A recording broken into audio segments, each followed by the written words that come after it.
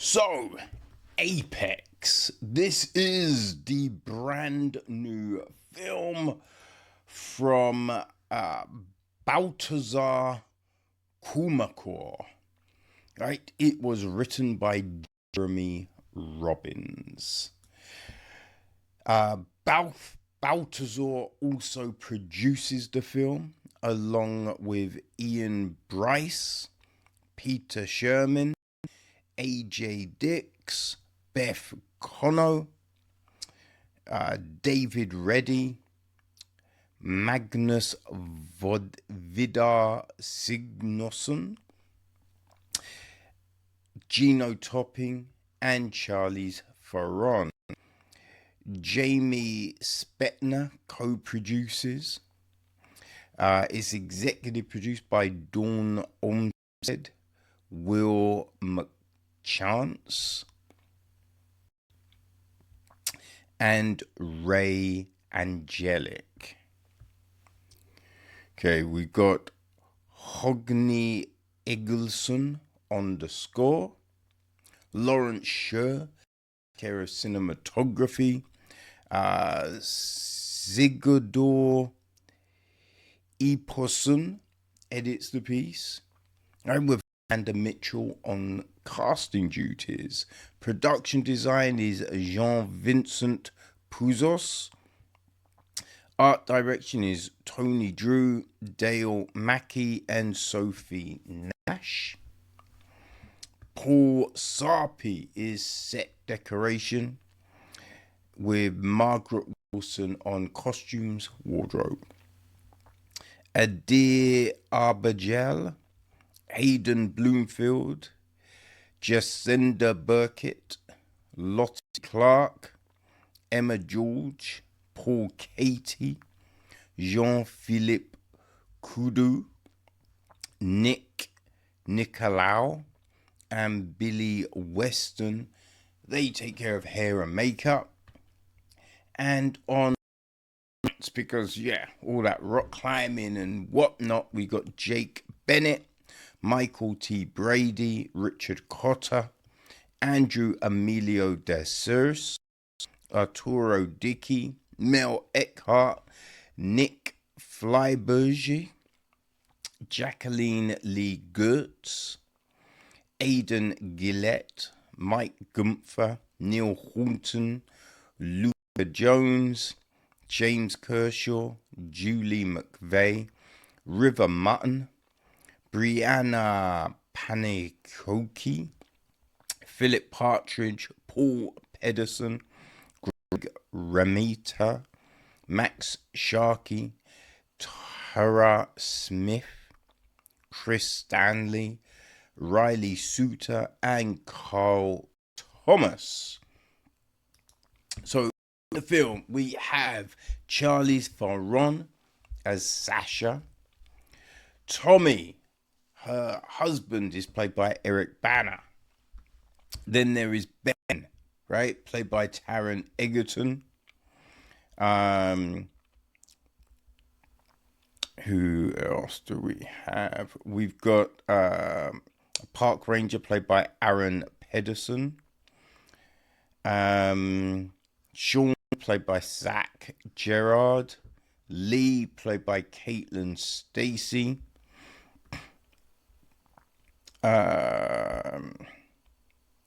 Okay, then there's a family, right? The dad is played by Duncan Fellows. The mum, played by Julia Onanesion. Their daughter, played by Willow Seeger. Son, played by Nim Hogan. The cashier at the shop, played by Bessie Holland. Right, there's a group of hunters. Matt Whelan is one. Rob Colton is another. That's essentially it, really. The gist is this: Sasha carries the weight of a horrific sacrifice into the jagged terrain of Wandaram National Park. Every paddle stroke through the rapids serves a penance for a past she cannot outrun. When she encounters Ben, her hunger for a challenge blinds her to his predatory intent. The environment shifts from a sanctuary of guilt into a curated killing floor. As the chase intensifies, Sasha finds herself stripped of her civilized veneer. She leans into a cold, calculating ruefulness that mirrors her early abandonment of Tommy. Her survival depends on embracing the very vice that broke her spirit, a transformation that ensures her physical safety while confirming her internal moral decay. Okay. So, yeah, that's essentially the gist of the film, supposedly. Now, with this, right, we, start off with her and Tommy, right? They're climbing in, I think, Norway, the troll, I think they call the mountain. And obviously, right, there's a bit that's difficult.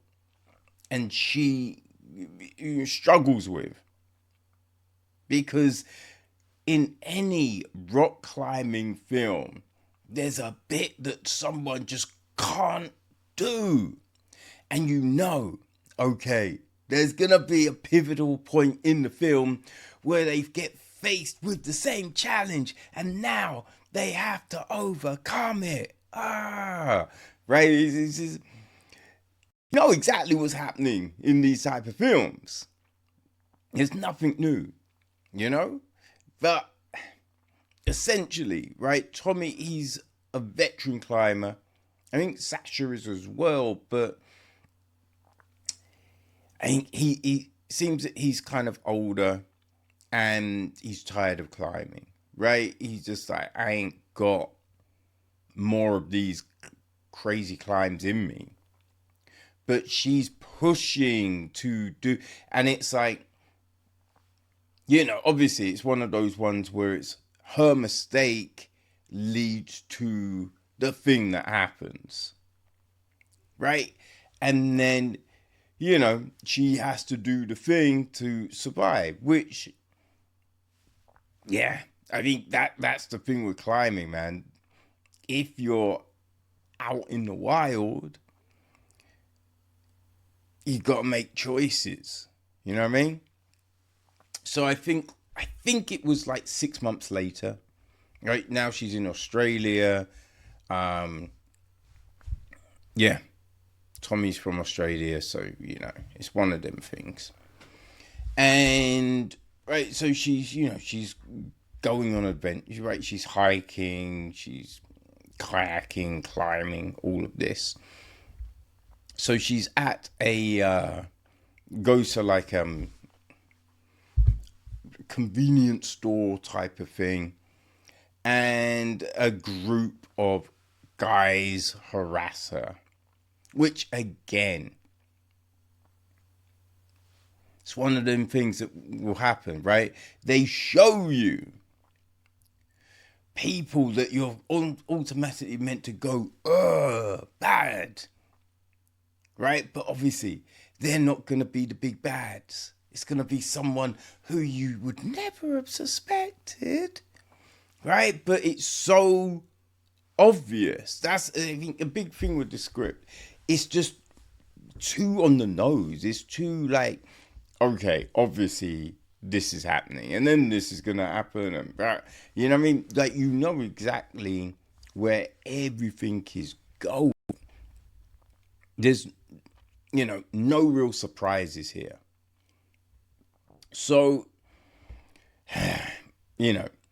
she's gone out, but the thing is, she does adventure, right? I think we've established that. So there are some fundamental things that you're just like, well, why would you do that? Right? And why, when you're going solo, where's your protection? Right? I feel you're kind of thinking, probably everything's going to be good, but you would always bring, just in case, you never know. And especially for a woman, you just think that any woman going solo, right, who's experienced. Now, obviously, if it's your first trip, you've never done it before, you might be mad naive. But when you've done shit, are we really going with nothing? Right? Nothing. It's just weird. Like when she stores her bag.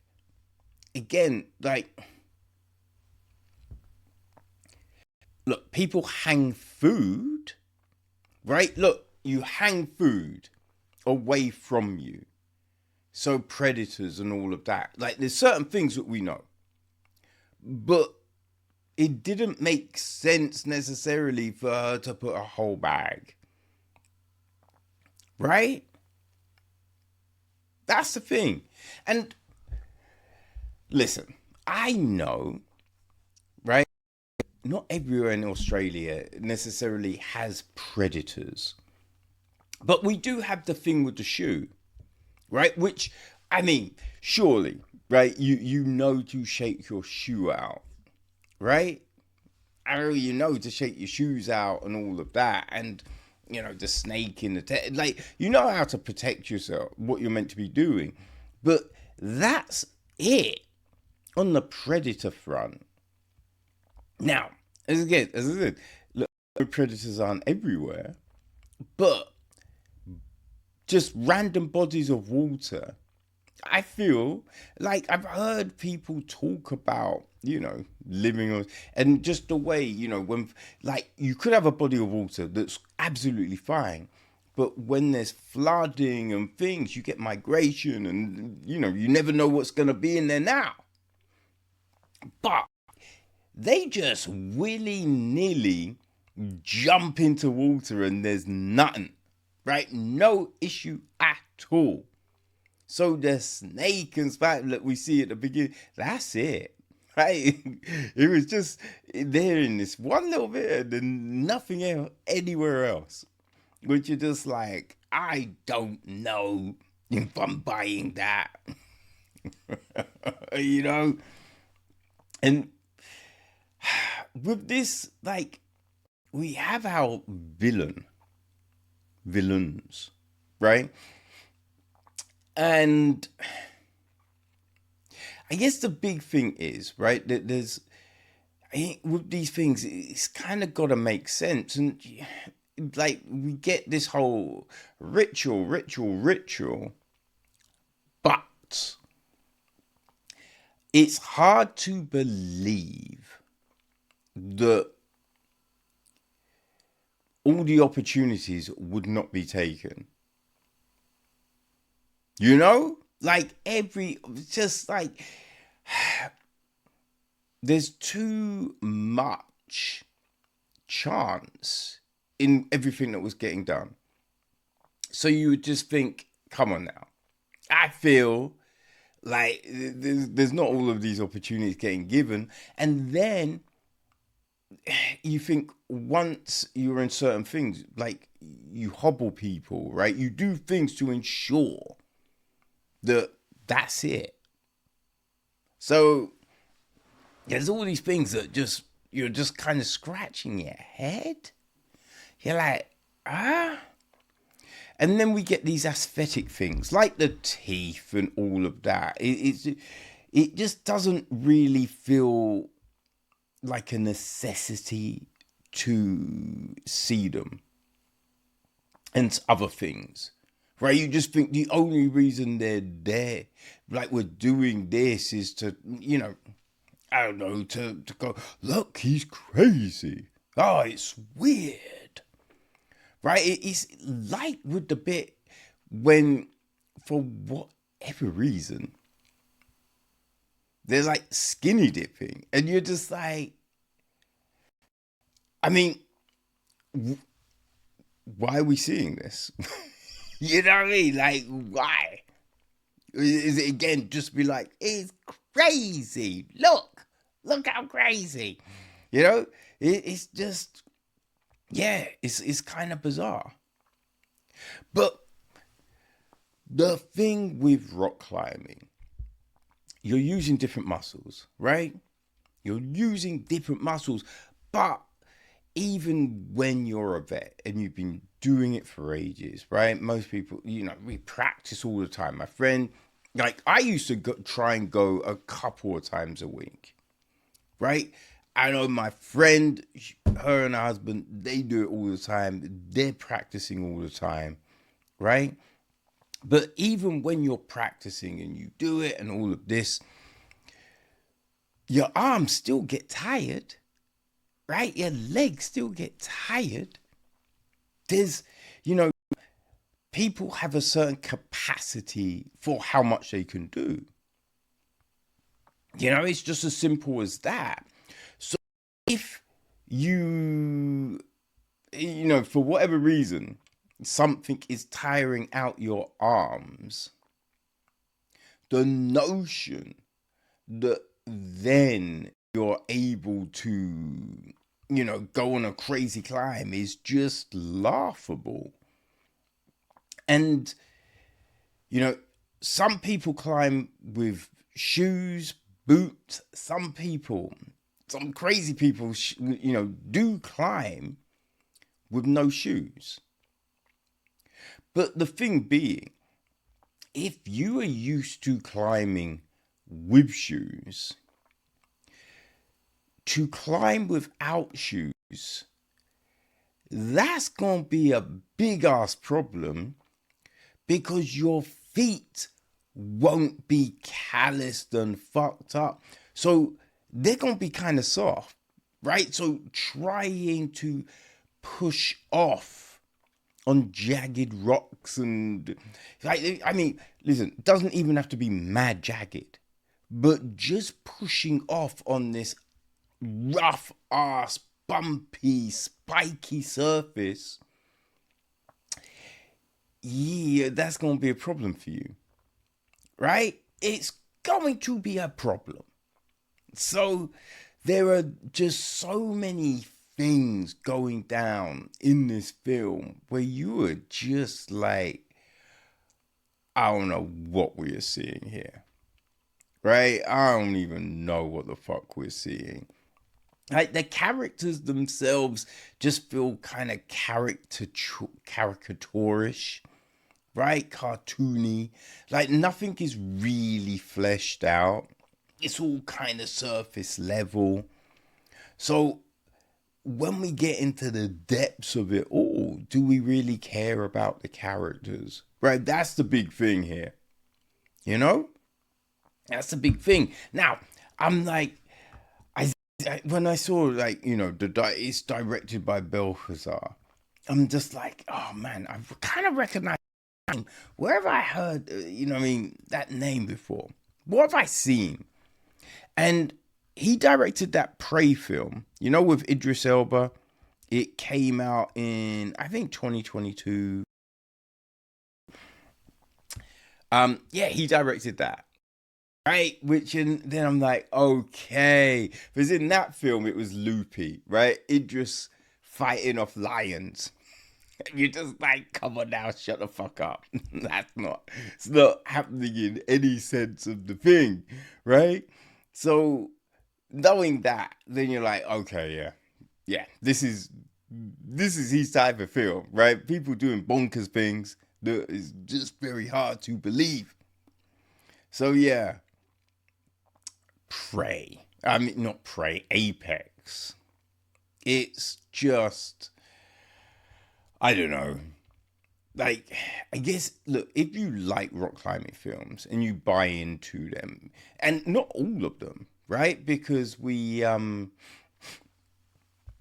spoke to Dan Gilroy about his film. That was good. That was a good one, right? But then you have things like Cliffhanger. Cliffhanger, just like, and you just no, just no. And there's other book like I guess if you enjoyed Cliffhanger, right? If you enjoyed that film, I think Fall. I think it's just Fall, right? The one where there's two girls in the tower. You know what I mean? If you like them films, if you liked Prey, then maybe Apex speaks to you, right? But it's kind of just, it's like a balloon, you know? It's kind of just full up of air and doesn't last long, right? The balloon don't last long. It soon becomes flat. That's this film. It very soon becomes flat. But yeah, it's on Netflix, so most people seem to have Netflix, so you can throw it on, right? Give it a little looky.